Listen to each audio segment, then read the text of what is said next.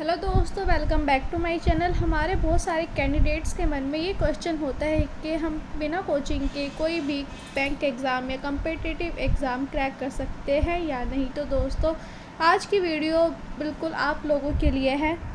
अगर आप भी ऐसा सोचते हैं या फिर इस तरीके का सवाल आपके मन में है तो वीडियो के लास्ट तक बने रहिए। और अगर आप मेरे चैनल पे नए हैं, चैनल को सब्सक्राइब ज़रूर करें। तो दोस्तों, बढ़ते हैं वीडियो की तरफ।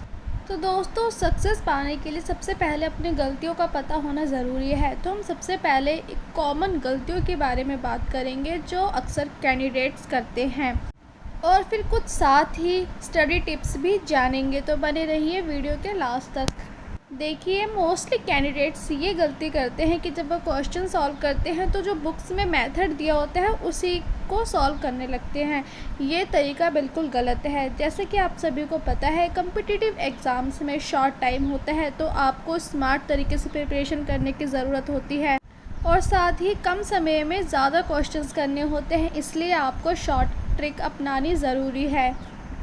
और सेकंड मिस्टेक आपकी होती है लैक ऑफ प्रैक्टिस। जी हाँ दोस्तों, कैंडिडेट्स प्रैक्टिस कम करते हैं जिसकी वजह से वो बेसिक्स पर ही अटक जाते हैं। मोस्टली ये देखा जाता है कि जो कैंडिडेट्स हैं वो हमेशा बेसिक से अपनी स्टडी शुरू करते हैं। ये बात सही है, पर कैंडिडेट्स को बेसिक पर ध्यान देने के साथ साथ ये भी देखना चाहिए कि हमारा लेटेस्ट एग्ज़ाम पैटर्न क्या है, उसके साथ प्रैक्टिस करनी चाहिए। थर्ड मिस्टेक होती है आपकी एक्यूरेसी और कैलकुलेशन की स्पीड। फर्स्ट टाइम जो कैंडिडेट्स कम्पिटिटिव एग्ज़ाम में उतरे होते हैं, देखा गया है कि वो आमतौर पर अपनी कैलकुलेशन पे काम नहीं करते, जिसकी वजह से उनकी स्पीड कम हो जाती है, जो उनके एग्ज़ाम क्लियर करने की संभावना को कम कर देती है। जैसे कि आप सभी को पता है, कोई भी कम्पिटिटिव एग्ज़ाम में टाइम बहुत मायने रखता है। टाइम के साथ साथ होनी चाहिए आपकी एक्यूरेसी और स्पीड, तभी कोई बात बन सकती है। नेक्स्ट और सबसे बड़ी आपकी गलती होती है कि आप सफिशेंट मॉक टेस्ट का रिवीजन नहीं करते। ये आपकी एक बहुत बड़ी गलती होती है।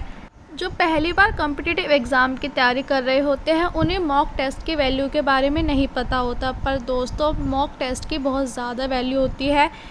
आपको मॉक टेस्ट की प्रैक्टिस करनी चाहिए, तभी आप एग्ज़ाम में अच्छे नंबर ला सकते हो।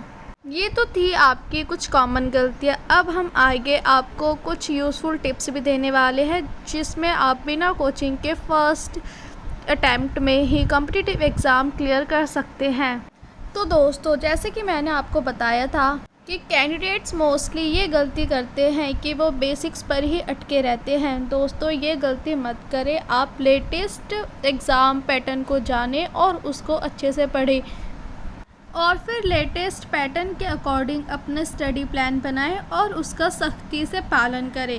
ऐसा नहीं कि नहीं हो रहा, हम कल कर लेंगे। नहीं, आप ऐसा करें कि इतने क्वेश्चंस आपको आज करने ही करने हैं। The next one is previous year exam analysis. आप कोई भी कम्पिटिटिव एग्ज़ाम या फिर किसी भी फील्ड के एग्ज़ाम की तैयारी कर रहे हो, आपको प्रीवियस ईयर एग्ज़ाम का एनालिसिस ज़रूर करना चाहिए। प्रीवियस ईयर एग्ज़ाम का एनालाइज करने से ये फ़ायदा होता है कि आपको पता चल जाता है कि आपको कितनी और मेहनत की ज़रूरत है और आप कितने पानी में हैं, आपका कौन सा टॉपिक कितनी स्पीड में चल रहा है। ये सारी चीज़ें आपको प्रीवियस ईयर एग्ज़ाम एनालाइज करने से ही पता चलेंगी। And the last one is most important, study, practice और रिवीजन। ये 3 वर्ड तो आप यूँ समझिए कि ये आपके लिए की वर्ड्स हैं, स्टडी, प्रैक्टिस और रिवीजन। दोस्तों, अगर आप नए सब्जेक्ट या फिर नए टॉपिक्स को पढ़ रहे हैं लेकिन समय समय पर रिवीजन कर रहे हैं, तो दोस्तों उसका कोई फ़ायदा नहीं है, क्योंकि आप ये बाद में भूल ही जाने वाले हैं। तो इसलिए समय समय पर रिवीजन बहुत ही ज़रूरी है। ये थी हमारी कुछ यूज़फुल टिप्स। अगर आपको वीडियो अच्छी लगी हो तो like, share and don't forget to subscribe my channel.